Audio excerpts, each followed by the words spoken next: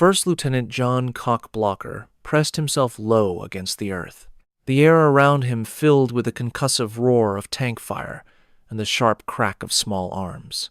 He didn't yet know if air support could possibly navigate the blinding sandstorm. Now engulfing the battle at Mathana Bridge, his entire company was on the verge of being overrun. High above Baghdad, Donk, Strasburger, and Billy Bob Thornton were flying their A-10 Thunderbolt II aircraft. Below them, a severe sandstorm had swallowed the landscape, rendering ground observations impossible. The two pilots circled patiently, searching for any break in the weather. When the radios crackled with a desperate transmission, it was Koch, their friend on the ground. His voice was urgent amidst the chaos. Task Force 269 was pinned down, suffering relentless shelling from the 1st Hammurabi Republican Guard Armored Division's T-72 tanks. Across the Tigris River, Iraqi infantry was closing in on American forces, exhausted and low on supplies. They were unable to fight back effectively. "If the Iraqis cross this bridge," Koch pleaded, "it's over for us. We need help. Now." Without hesitation, the two Warthogs inverted, plunging into the thick, swirling sand. Visibility was virtually zero, a condition far below any established safety measure for such maneuvers. As they descended, Koch's voice continued, "Doc, we need you now. I mean, right now." The sounds of gunfire and explosions in the background painted a stark picture for the pilots. Suddenly, the indistinct shapes of Baghdad's buildings emerged ahead as Donk and Billy Bob leveled out. Flying extremely low over the city, the Tigris River came into view. They followed its winding path northward, racing towards their objective, buildings flashing past them. On the ground, Koch, fighting his own battle, fired his rifle towards muzzle flashes that briefly pierced the gloom. He relayed critical, urgent updates, confirming no friendly to the east of the bridge, fighting on two fronts. The bridge gradually materialized through the dust. Billy Bob pulled away, creating space for Donk as the target area appeared.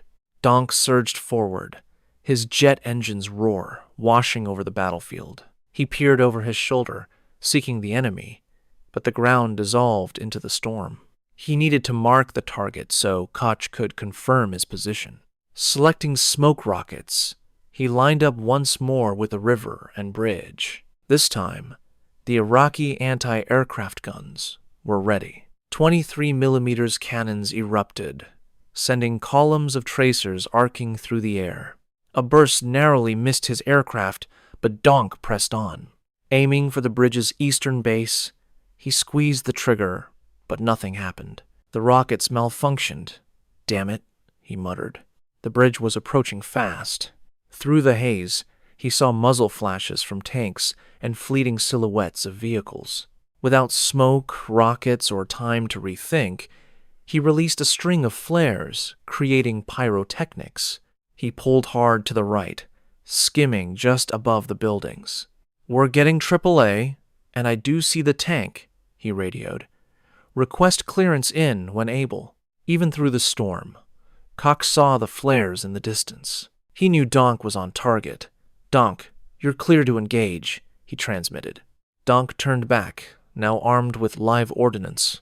Iraqi gunners frantically scanned the hazy skies for the source of the engine roar. The menacing silhouette of Donk's Thunderbolt reappeared. The limited visibility made aiming their hand-cranked guns extraordinarily difficult. Yet streams of tracers rose towards Donk, narrowly missing his aircraft. Unfazed, Donk spotted the enemy through the hail of lead. Tanks and armored personnel carriers were firing across the river. He saw a BMP charging towards the bridge.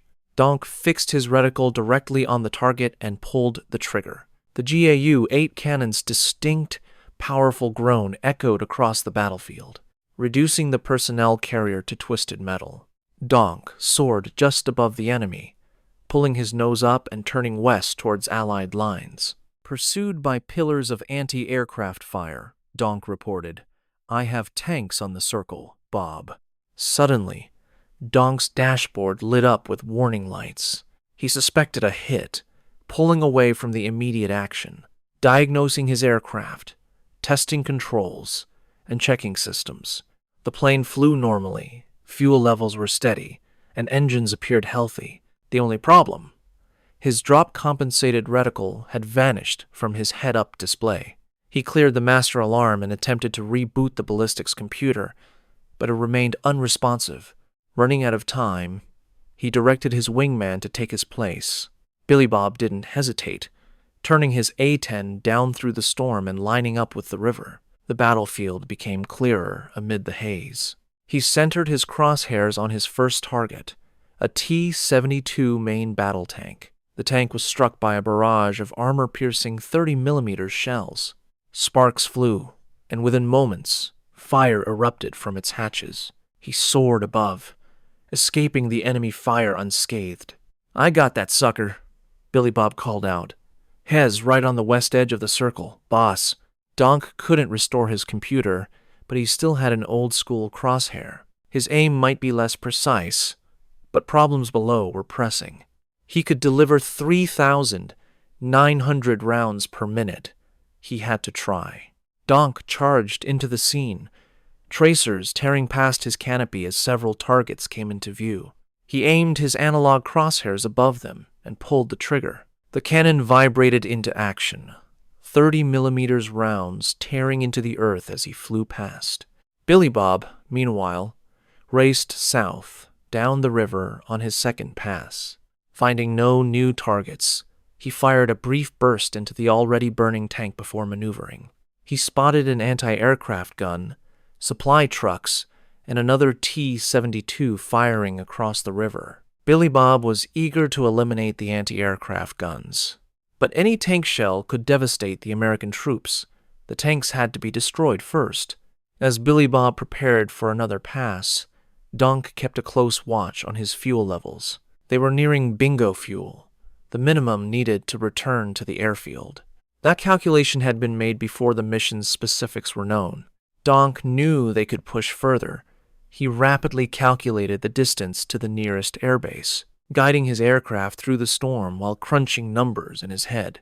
Billy Bob tracked the river for a third time. He now had his targets. As the area came into view, he was met by the now familiar columns of anti-aircraft fire. Billy Bob pressed on, fixing his reticle on the intact T-72. The Warthog's armor-piercing ammunition punched clean through the tank's vulnerable roof. The T-72 erupted into a massive fireball as Billy Bob roared overhead. Above, Donk completed his calculations. They could reduce their bingo fuel by 500 pounds and still make it to the nearest airbase. Raise bingo down by 500. Happy. Billy Bob adjusted his gauges and turned for another run. Again, he raced up the river, ready to destroy the supply trucks. He had no way of seeing the single soldier on a rooftop, carrying a portable anti-air missile system. The missile launched and surged into the air. Billy Bob didn't see it coming. The incoming missile tracked, then momentarily lost its target, flying right past his left wing. Billy Bob broke right, abandoning the run, escaping west into Allied lines. His heart pounded. He had been mere feet from disaster. "Are you all right?" Donk asked. "Yeah." Billy Bob pushed the near miss from his mind. He turned around for another pass as bullets once more zipped past his cockpit. Close, but not close enough.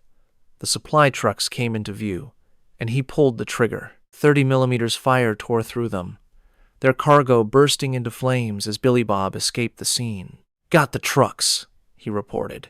"Copy. I'm going in," Donk responded. Donk swept in for another run, selecting a Maverick air-to-ground missile. Opening its camera view on his multifunction display, he needed to select his target. The severe conditions made it impossible to see through the camera. He had to be fast. The target area came into view, bringing with it renewed anti-aircraft fire. He held his course as targets rapidly appeared on his screen. He swiftly moved the selector to another BMP and launched the missile. It rocketed off the rail, slamming into the BMP from above with a burst of flame. The Iraqi forces were suffering significant losses. Pinned below the sustained assault of the Warthogs, they began to withdraw from the riverbank. On the ground, American armored forces witnessed the shelling cease. Lacking fire support, the Iraqi infantry attack from the rear also began to retreat. The enemy's pulling back, Koch's voice announced. "You're doing a great job." Relief washed over the pilots, but it was interrupted by flashes of anti-aircraft fire in the sky. "Bob, one more run and we have to RTB," Donk radioed. "Let's take these guns out." "Hell, it's about time," Billy Bob replied. He headed back towards the target area, attention focused on the anti-aircraft battery he had spotted earlier. Billy Bob aligned his reticle and fired. The anti-aircraft gun was torn apart. He turned back west, over Allied lines, seeing columns of tracers barely missing his wingtips as he withdrew. Above, Donk spotted the second anti-aircraft gun firing directly at his wingman. D-Mob, 7-1, coming in from the south. Koch's voice came over the radio. "D-Mob, this is advanced. You're making battalion and company commander really happy right now. So be safe up there. But as much as you can, roll in on those targets. You're good." With a powerful burst, the second gun was neutralized. Donk and Billy Bob departed the scene after 40 minutes of intense engagement. Thanks to their efforts, Task Force 269 suffered minimal casualties and no loss of armored vehicles. Raymond Donk Strasburger and Greg Billy Bob Thornton were both awarded the Silver Star for their courageous actions and exceptional airmanship under the most demanding conditions. John Koch Blocher, who would later become an A-10 pilot, received the Bronze Star and Commendation Medal.